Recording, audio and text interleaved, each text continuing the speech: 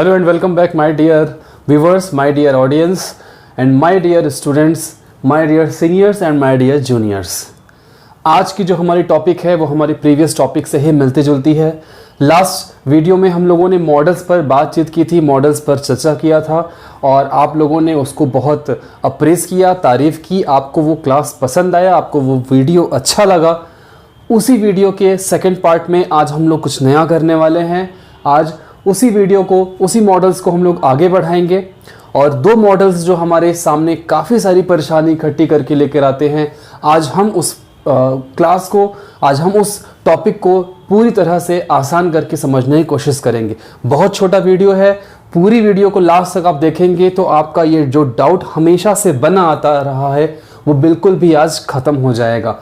आज के बाद आपको उन सभी चीज़ों में प्रॉब्लम नहीं होगी जो अभी तक होती आ रही थी. जो मॉडल्स में आपको दिक्कत हो रही थी आज के बाद वो फिनिश हो जाएगी. तो लाइक ज़रूर करिएगा, अप्रिशिएट करिएगा, कमेंट करके बताइएगा कि आपको कैसा लगा, अच्छा लगा या नहीं लगा, ये भी आप मुझे बताइएगा. तो चलिए आइए शुरू करते हैं और देखते हैं आज हमें क्या पढ़ना है. तो आज हमें पढ़ना है मॉडल्स कुड हैव और शुड हैव.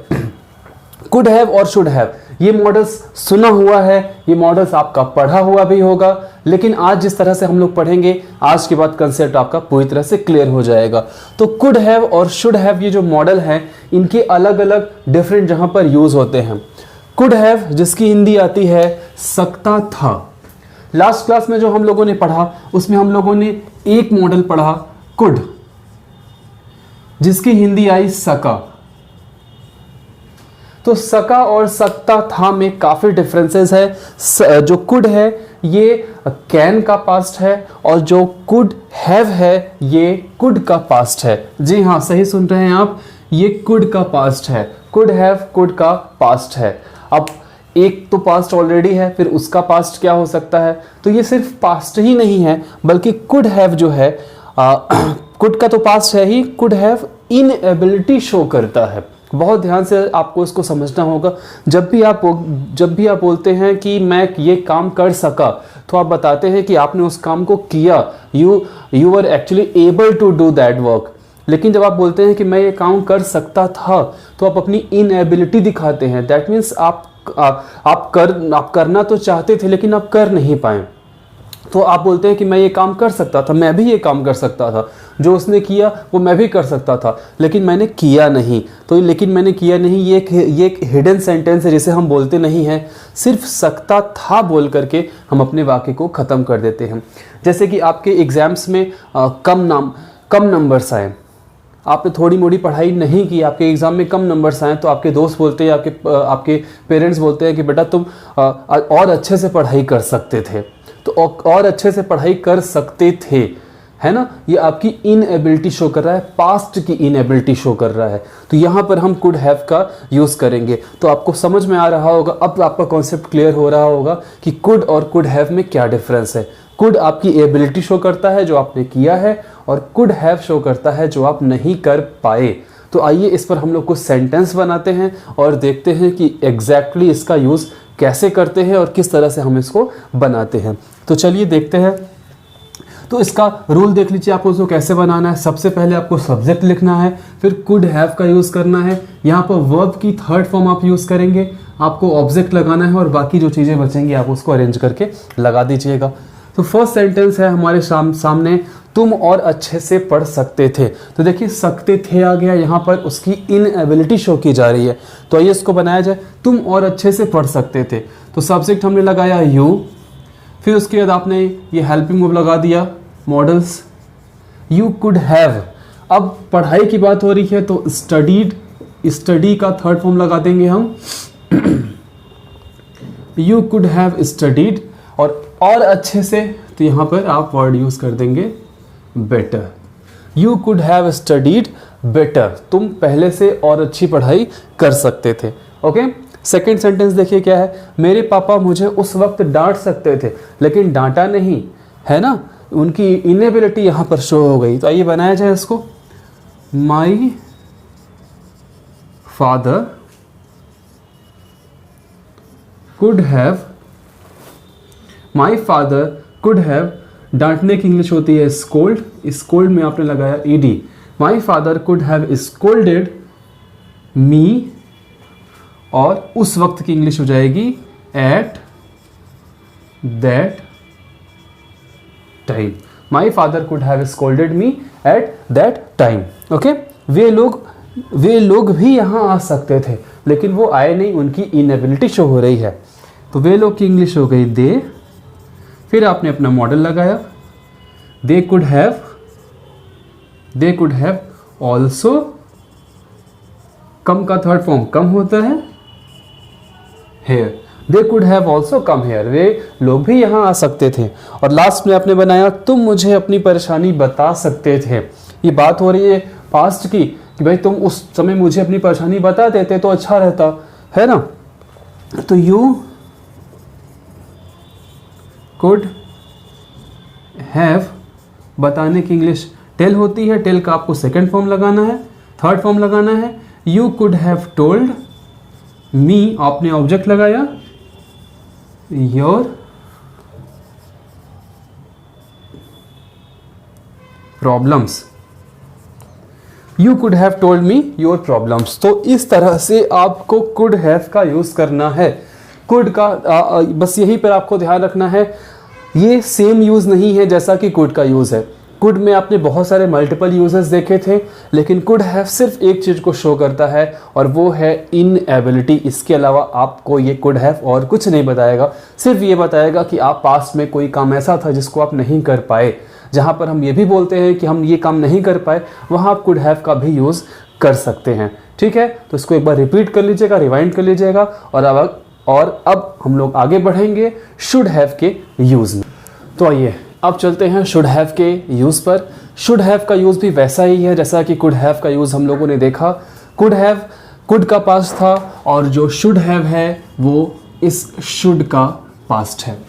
जी हाँ, सही सुन रहे हैं आप, शुड हैव शुड का पास्ट है। और ये शुड हैव भी इनएबिलिटी शो करता है, अयोग्यता शो करता है, ऐसा कोई चीज जो आपको करना चाहिए था लेकिन आप कर नहीं पाए। शुड की हिंदी जहाँ पर चाहिए से निकलती है, शुड हैव की हिंदी वहीं पर चाहिए था से निकलती है।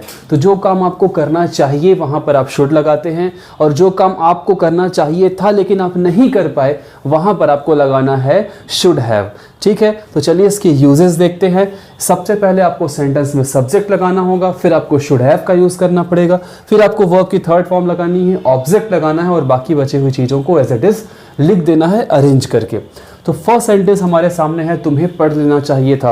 अब एग्जाम का टाइम आ रहा है, एग्जाम का टाइम आया निकल गया, आपने पढ़ाई नहीं की, आपके मार्क्स खराब आ गए। तो जहाँ पर आपने इसके पहले बोला था तुम और अच्छा पढ़ सकते थे या तुम पढ़ सकते थे, वहीं पर हम ये भी तो बोलते हैं कि तुम्हें पढ़ लेना चाहिए था। अगर तुम पढ़ लिए होते तो तुम्हारे मार्क्स अच्छे आ गए होते। तो सेम कंडीशन यहाँ पर है, तुम्हें पढ़ लेना चाहिए था। तो आइए इसको बनाया जाए, you should have studied, you should have studied, तुम्हें पढ़ना चाहिए था, तुम्हें अच्छे से पढ़ना चाहिए था। उसे मुझे 10 रुपए और देने चाहिए थे। He should have, third form लगाना है आपको, he should have given me 10 rupees more, He should have given me 10 rupees more। एक बात हमेशा ध्यान रखिएगा कि जो मॉडल्स का यूज़ है वो स्पोकन इंग्लिश में बहुत ज़्यादा होता है।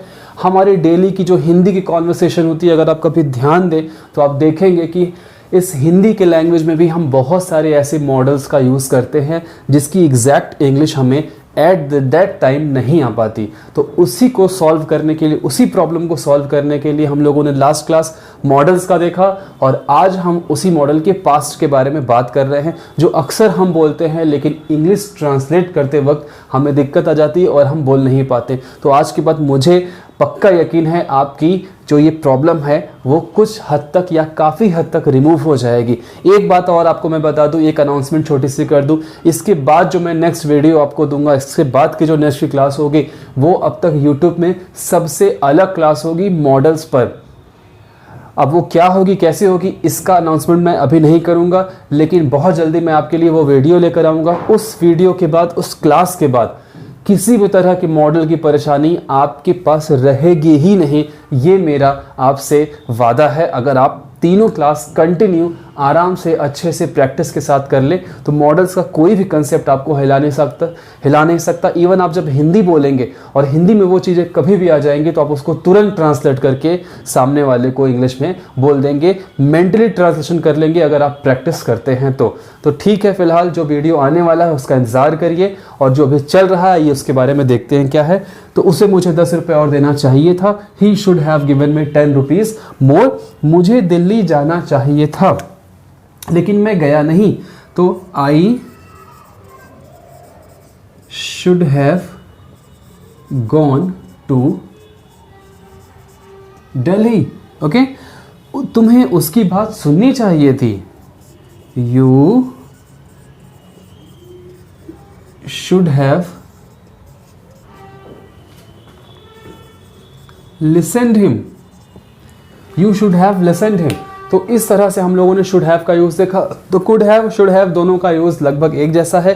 हिंदी दोनों की अलग है। हिंदी कुड हैव की सकता था से आती है, शुड हैव की चाहिए था से आती है, लेकिन दोनों का ही जो सेम एक्सप्रेशन है, सेम फीलिंग है कि ऐसी कोई भी चीज़ जो आप नहीं कर पाए, जो आपकी इनएबिलिटी शो करती थी, जो आप ऐसा कुछ कोई भी काम जो आप पास में नहीं कर पाए, आप अभी बोल रहे हैं उसको, वहाँ पर आपको सकता था के लिए कुड हैव लगाना है और चाहिए था के लिए शुड हैव लगाना है। तो आई थिंक आज का ये कॉन्सेप्ट पूरी तरह से क्लियर होगा।